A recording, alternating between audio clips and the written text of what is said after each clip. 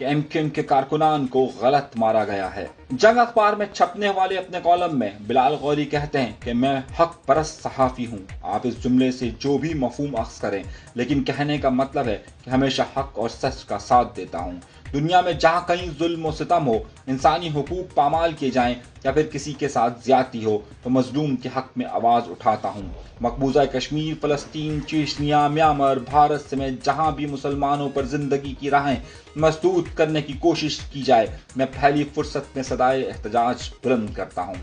बिलाल गौरी लिखते हैं कि ताहम कुछ अरसे से न सिर्फ कंफ्यूज हूँ बल्कि अजीबो गरीब कश्मकश का शिकार हूँ। वो लिखते हैं कि एमक्यूएम के 3 कारकुन जो गालिबन 2016 में लापता हुए थे, हाल ही में उनकी मस्क शुदा लाशें मौसूल हुई हैं। आबिद अब्बासी की लाश, नवाब शाह, वसीम राजू की जस्ते खाकी, मीरपुर खास जबकि इरफान बसारत की मैयत सांगड़ से मिली है।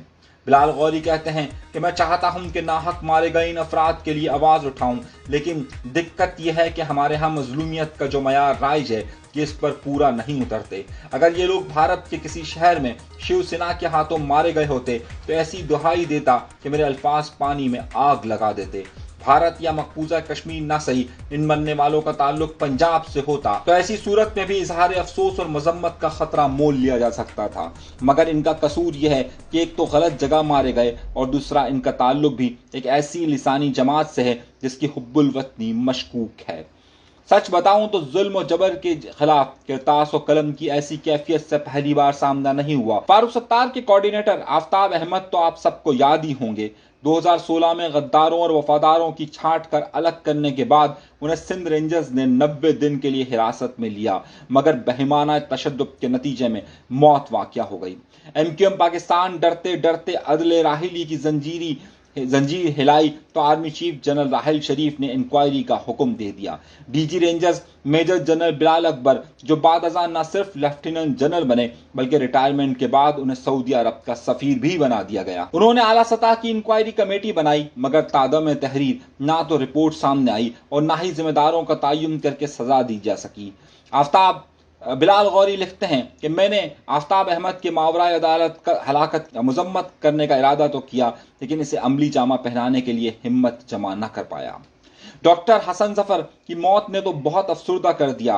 हार्वर्ड फेलो और यूनिवर्सिटी ऑफ कराची में फिलॉसफी के साबिक प्रोफेसर हसन आरिफ, जिनका शुमार तरक्की पसंद दानिश्वरों में होता है, ज़ियाउल हक के खिलाफ जमहूरियत बहाली की तहरीक शुरू हुई तो डॉक्टर हसन आरिफ सबसे आगे। बिलाल गौरी आरिफ हसन की शहादत पर लिखते हैं कि 2016 में काबिल एतराज तकरीर सुनने की पादाश में गद्दार ठहरे।